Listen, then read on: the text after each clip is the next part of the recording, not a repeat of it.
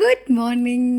എല്ലാവർക്കും സുഖമല്ലേ? ഞാൻ എന്താ രാവിലെ ഇവിടെ ഉറക്കം എണീക്കുകയാണ്. ഇന്നത്തെ വ്ലോഗ് കുറച്ച് സ്പെഷ്യലാണ്. ഇന്നൊരു ട്രാവൽ വ്ലോഗാണ്. അതെ, ഞാൻ കുറച്ച് നേരം അധികം ട്രാവൽ ചെയ്തിട്ട് ഒരു സ്ഥലം വരെ പോവാണ്. അപ്പോൾ പോകുന്ന വിശേഷങ്ങളൊക്കെ ബാക്കി പറയാം.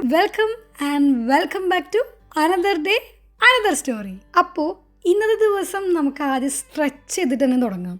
ഞാൻ രാവിലെ എഴുന്നേൽക്കുമ്പോൾ ആദ്യം ചെയ്യുന്നൊരു കാര്യമാണ് സ്ട്രെച്ചിങ്. രാവിലെ തന്നെ ആ സ്ട്രെച്ച് അങ്ങ് ചെയ്ത് കഴിയുമ്പോഴല്ലോ ഫുൾ ബോഡി റിലാക്സായി നല്ലൊരു എനർജിയാണ് കിട്ടുന്നത്. വെള്ളം കുടിക്കുന്നത് സ്കിപ്പ് ചെയ്യാറില്ല കേട്ടോ. നമുക്ക് കുറച്ച് വെള്ളം കുടിച്ച് ഇന്നത്തെ ദിവസം നമുക്ക് സ്റ്റാർട്ട് ചെയ്യാം. എവിടെയെങ്കിലും പോകാനുള്ള ദിവസങ്ങളാണെങ്കിൽ ഞാൻ യൂഷ്വലി എണീക്കുന്നേക്കാളും കൂടുതൽ നേരത്തെ എഴുന്നേക്കലുണ്ട് കേട്ടോ. കാരണം എനിക്കിങ്ങനെ ധൃതി പിടിച്ച് വെപ്രാളപ്പെട്ടൊന്നും പോകാൻ എനിക്കിഷ്ടമല്ല. എനിക്ക് നല്ല കാമായി ഡ്രസ്സ് ചെയ്ത് കുറച്ച് നേരമൊക്കെ ഇവിടെ ഇരുന്ന് അങ്ങനെ എനിക്ക് വളരെ കാമായിട്ട് പോകാൻ ഇഷ്ടമാണ്. ധൃതി പിടിച്ച് പല കാര്യങ്ങളും നമ്മൾ എടുക്കാനും മറന്നു പോകും. എനിക്കങ്ങനെ പോകാൻ വലിയ താല്പര്യമില്ല. അതുകൊണ്ട് തന്നെ ഞാൻ കുറച്ച് നേരത്തെയാണ് എവിടെയെങ്കിലും പോകുന്ന ദിവസങ്ങൾ എഴുന്നേക്കാറ്. ഞാൻ എങ്ങോട്ട് പോകുന്നതെന്ന് പറഞ്ഞില്ലല്ലോ. ഞാൻ പോകുന്നത് ബവേരിയയിലേക്കാണ്, ഔക്സ്ബുർഗ്.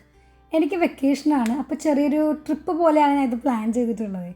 ഞാൻ താമസിക്കുന്നത് വെയ്സലിലാണെന്ന് മുന്നത്തെ വ്ലോഗുകളിൽ ഞാൻ പറഞ്ഞിട്ടുണ്ട്. അപ്പോൾ വെയ്സലിൽ നിന്ന് ഔക്സ്ബുർഗിലേക്ക് ഏകദേശം ഒരു 6-7 മണിക്കൂറോളം ഉണ്ട് ട്രെയിനിൽ. ട്രെയിൻ ടിക്കറ്റ്സൊക്കെ ഞാൻ മുന്നേ ബുക്ക് ചെയ്തിട്ടുണ്ട്. അപ്പം അതിൽ പേടിക്കേണ്ട കാര്യമില്ല. ഇപ്പം സമയം 5:45 കഴിഞ്ഞു. ഇനി നമുക്ക് സ്റ്റെപ്പ് ബൈ സ്റ്റെപ്പായിട്ട് ഓരോ കാര്യങ്ങൾ ചെയ്ത് വേഗം റെഡിയാവാം.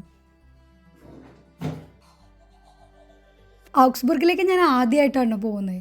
ബവേരിയയിലെ വേറെ പല സ്ഥലങ്ങളിലും മുന്നേ പോയിട്ടുണ്ടെങ്കിലും ഔക്സ്ബുർഗിലേക്ക് ആദ്യമായിട്ടാണ് പോകുന്നത്.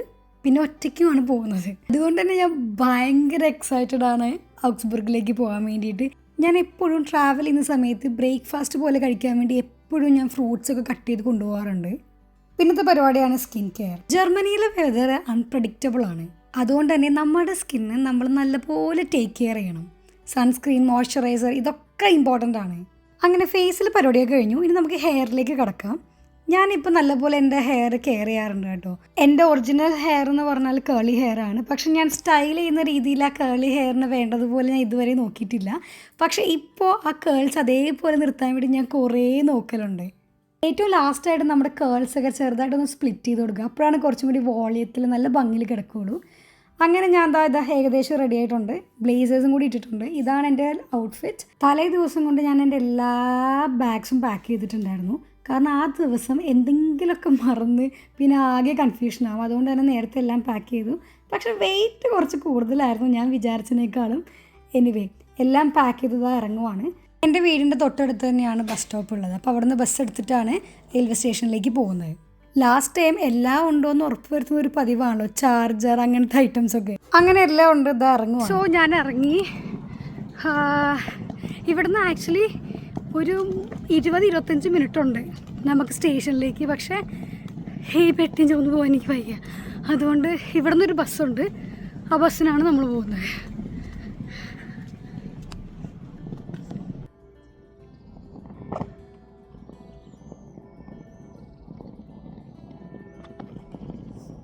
ആ കാണുന്നതാണ് എൻ്റെ ബസ് സ്റ്റോപ്പ്.